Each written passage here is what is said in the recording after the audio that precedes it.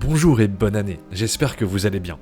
Aujourd'hui, on se retrouve pour la partie 2 de ce premier chapitre sur RimWorld. Si vous n'avez pas vu la première partie, je vous invite fortement à aller la voir, sinon vous risquez de rien comprendre. Le lien est en description. Sur ce, je vous souhaite un bon visionnage. Notre idéologie a assez de points pour une réforme. On prend suprémaciste, ça nous donnera de nouveaux rôles en spécialiste de combat. Pour les préceptes, on passe sur voir les cadavres en indifférent. On ajoute les nouveaux rôles, on change aussi les vêtements. Pour le chef, on lui met la casquette d'autorité, pour les autres, ils porteront tous la cape. Mais on ajoute en plus la chemise comme c'est déjà un vêtement apprécié par la religion. Il est aussi temps de faire un hôpital.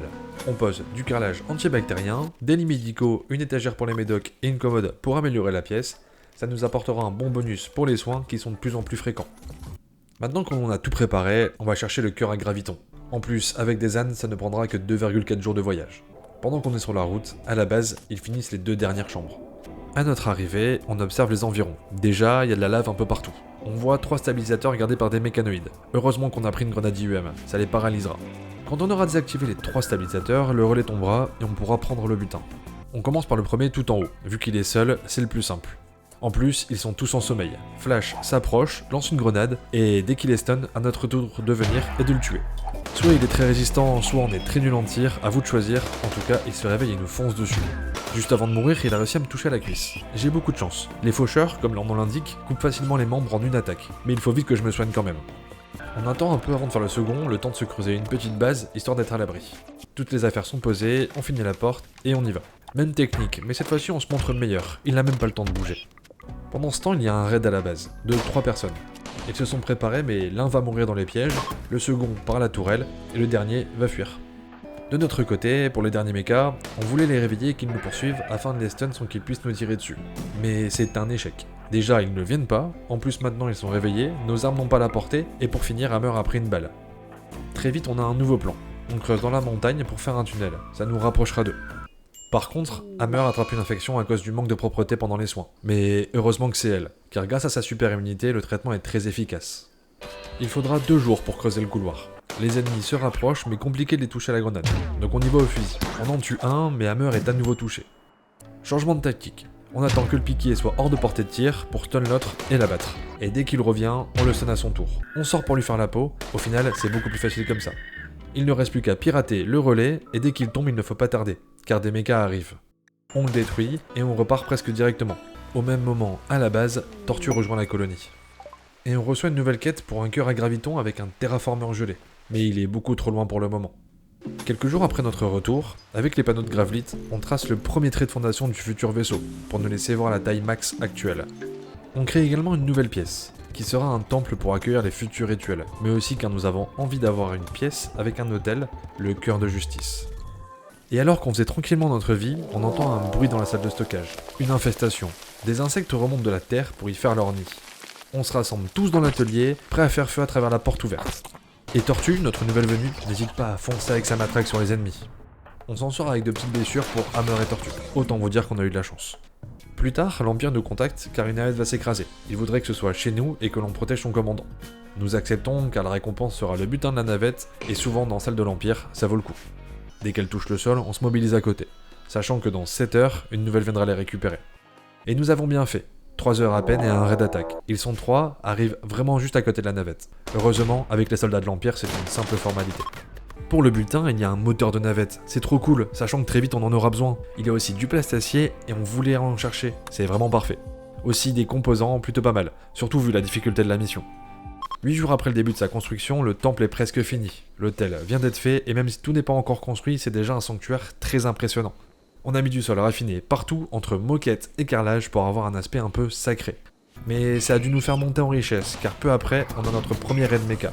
Au final, mis à part une petite blessure, il se passe sans problème. Dès le printemps, on nous envoie une nouvelle quête. On nous demande de stocker des déchets toxiques contre un noyau d'IA pédagogie, chose que l'on accepte instantanément.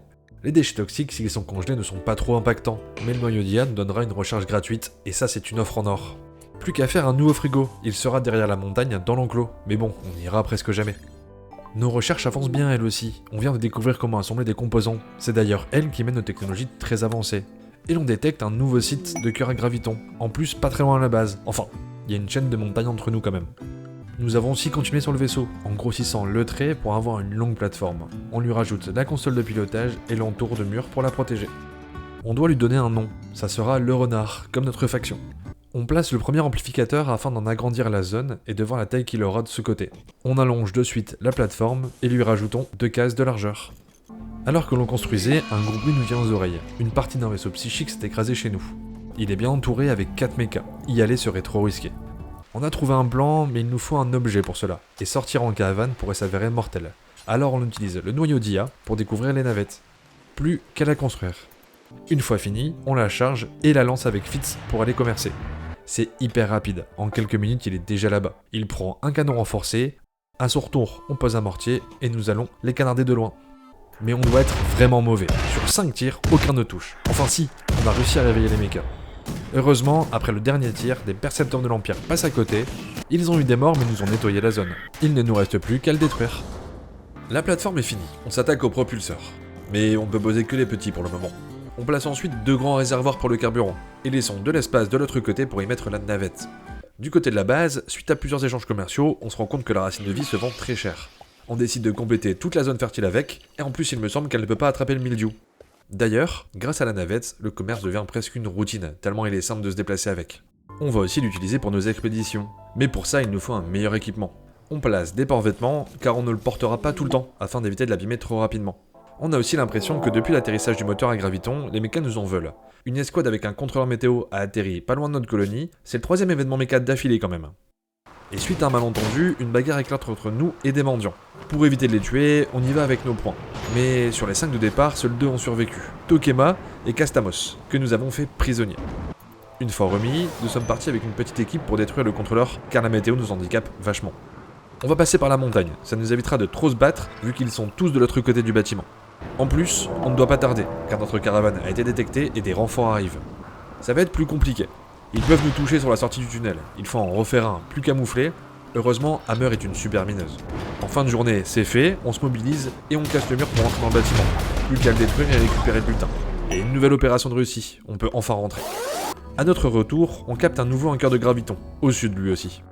Plus tard, on est contacté par le réseau céleste. Ils veulent nous livrer des déchets toxiques. En temps normal, on aurait refusé. Mais il nous reste assez de place dans le frigo, et en plus, l'une des récompenses est une jambe bionique. Et Tortue avait perdu sa jambe gauche. C'est l'occasion, surtout que c'est l'une des personnes qui part à chaque opération. Donc on a besoin qu'elle puisse se déplacer plus rapidement. Dès qu'il est converti, on relâche Castamos. Au vu de ses connaissances et de ses atouts, il ne sera vraiment pas utile ici. Mais il pourrait convertir d'autres personnes sur cette planète. Alors que l'on rentrait les déchets, un nouveau groupe de mechas débarque avec un terraformeur. C'est le 4ème groupe d'affilée quand même, ils doivent vraiment nous en vouloir. Après quelques tirs, on détruit 2 tourelles, suivies d'une 3ème, et comme il ne reste plus qu'une, on passe par le haut dans les angles morts, Tortue lance une grenade IEM, et dès qu'elle est stun, on l'élimine, ainsi que le terraformeur. Peu après, nous partons pour le cœur à graviton. Il y a plusieurs bâtiments, mais l'un plus fermé que les autres, avec des portes à pirater. Par contre, il y a une plus toxique ici, donc la majorité du temps, nous devons le passer à l'intérieur, dans la petite pièce que nous avons creusée. On progresse doucement, coup de chance, on tombe très vite sur l'ancien réacteur. Mais il est très bien gardé et Flash se prend une balle. En plus des drones nous arrêtent dessus. Heureusement, Tortue les stun et nous les éliminons. Pendant qu'ils vont se reposer, Fitz et moi piratons les portes du couloir afin de voir les autres pièces avant de s'attaquer au réacteur. Derrière la mienne se trouve un autre drone. Je parviens à m'échapper de justesse, Fitz reste pour me couvrir, très vite rejoint par Hammer. Ils parviendront à le liquider. Nous nous reposons avant d'y retourner, mais j'attrape une infection dans l'épaule droite. Et comme nous n'avons plus de quoi nous soigner, nous repartons chez nous. Heureusement d'ailleurs, car je suis vraiment pas passé loin de la mort. Il y a au moins une bonne nouvelle, Tokema nous a rejoints, ça fera une guerrière en plus. Suite à notre échec, nous organisons un festival juste, où l'on fait un lâcher de lanterne afin d'améliorer notre morale. Il fonctionne tellement bien qu'un vagabond nommé Jack l'a vu au loin et veut nous rejoindre. C'est un nudiste passionné par l'art qui est non violent. De base, il ne serait vraiment pas utile, mais il aime l'agriculture et ça donnera un coup de main à Flash.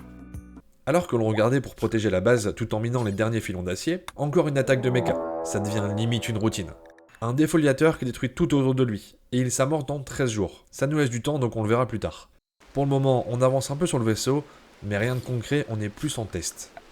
En discutant avec les autres, ils ont décidé de me nommer chef de notre religion. Selon eux, je suis la plus amène de les diriger. Pour fêter ça, on organise un événement réel. En gros, c'est un peu comme une fête, mais dans le sanctuaire. Il est amusant, ça booste un peu notre humeur pour les prochains jours. Après un aller-retour pour acheter un nouveau canon renforcé chez mon voisin, on bombarde le défoliateur. Et le premier tir est plutôt pas mal. Les mechas restants ont voulu passer par notre entrée, mais Hammer les attendait déjà. De l'autre côté, Fitz est devenu très doué avec le mortier. À chaque tir, il touche, ou presque. Quand il n'a plus de protection, Tortue se charge d'aller détruire le défoliateur. Il se passa quelques jours quand un raid arriva, et enfin ce n'était plus des mechas. Ils sont 12 divisés en 2 groupes et se préparent avant d'attaquer. Ça commence par le petit groupe de 4, mais nous sommes déjà prêts au bout du couloir. C'est vite réglé. Le second nous fera un peu plus peur, mais aucun blessé chez nous et aucun survivant chez eux. Par contre, j'ai peut-être parlé un peu vite, car 2 jours après, une escouade de mechas arrive. Fitz va au front, mais manque de mourir quand il détruit notre tourelle. Heureusement, nous avons les pièges, et nous les attendons, prêts à les canarder avec Flash qui lance des grenades. Comme les attaques deviennent de plus en plus violentes, nous remplissons un second couloir de pièges pour tempérer un peu plus. Par contre, Fitz a perdu son poumon gauche.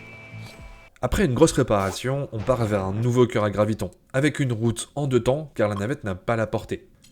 Sur place, c'est un dédale de grottes rempli d'insectes. On prend le premier groupe et on avance prudemment pendant que Flash creuse notre premier abri. Une fois installé, on construit des murs pour protéger l'entrée de la grotte et pouvoir y aller en toute sécurité. À l'intérieur, c'est un repère d'insectes. On devrait être très vigilant en le fouillant, car les murs sont très fragiles et une balle perdue pourrait ouvrir une salle bien remplie. On va commencer par le bas, c'est le plus proche de la sortie. Et régulièrement on fait des pauses pour se soigner afin d'éviter les infections. Très vite, on arrive au bout de la partie basse de cette grotte. Notre instinct a dû être bon, car on tombe sur les restes mechas que l'on recherche, mais ils sont dans le nid de la reine.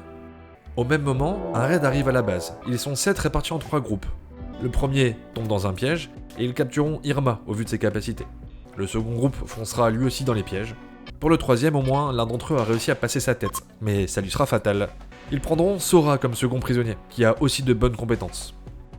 De notre côté, alors que nous élaborions un plan, la reine a décidé de venir voir le courant d'air que nous avions fait. L'affronter seule, nous n'aurions jamais de meilleures occasions. Elle tomba inconsciente, mais Flash a pris de gros coups. Les autres achevèrent la reine pendant que je m'occupais des blessures. Une fois tombé, le reste du nid sort de lui-même. Plus qu'à ramasser notre butin, sans oublier les débris. De retour chez nous, les insectes ont dû flairer notre odeur, car 2 jours après, une infestation arrive. Mais au vu de notre nombre et de nos armes, c'est presque une formalité. D'ailleurs, parlons de notre nombre. Il nous faudrait bientôt une nouvelle chambre. Surtout que très vite, Irma nous rejoint. Avec le succès de la dernière mission, on repart rapidement avec une équipe un peu différente cette fois. Flash et Fitz ont laissé leur place à Gecko, car ici on aura besoin de piratage, et un second scientifique sera super utile. Et Irma, plus forte en tir que les 2 autres. Autre changement, on ne va pas creuser un abri, mais réhabiliter cette ruine. Ça nous laissera plus d'espace et moins de travail. Premier entrepôt ouvert. Une petite équipe y va, pendant que le reste, nous continuons le piratage des 2 autres. Ils ont déclenché un drone explosif qui fait de gros dégâts. On remettra la fouille à plus tard, et plus discrètement surtout. Dans le second, il y a des insectes. Si on peut les éviter, on le fera, car il y en a partout, mais vraiment partout. Nous obligeant même à fuir au vu de leur nombre. Pendant ce temps, à la base, Sora a rejoint notre colonie.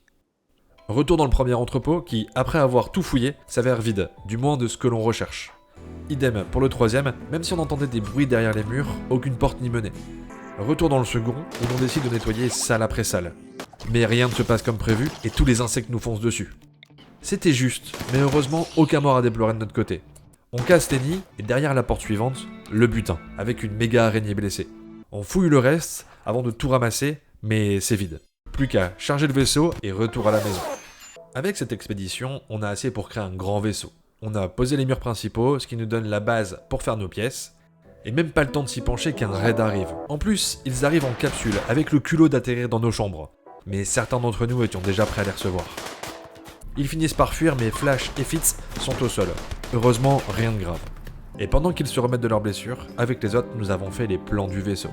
Avec le sanctuaire en haut à droite, l'hôpital en dessous, suivi du centre de recherche, ensuite l'atelier et la réserve. En bas à droite, l'énergie et le carburant, à son opposé une petite cuisine, le frigo à côté avec un distributeur de pâtes nutritives qui donne sur la salle à manger, au-dessus la salle de jeu et on finit sur le dortoir. Des modifications arriveront plus tard, mais c'est un bon vaisseau pour commencer, car il n'y a rien autour, donc on va devoir partir comme ça.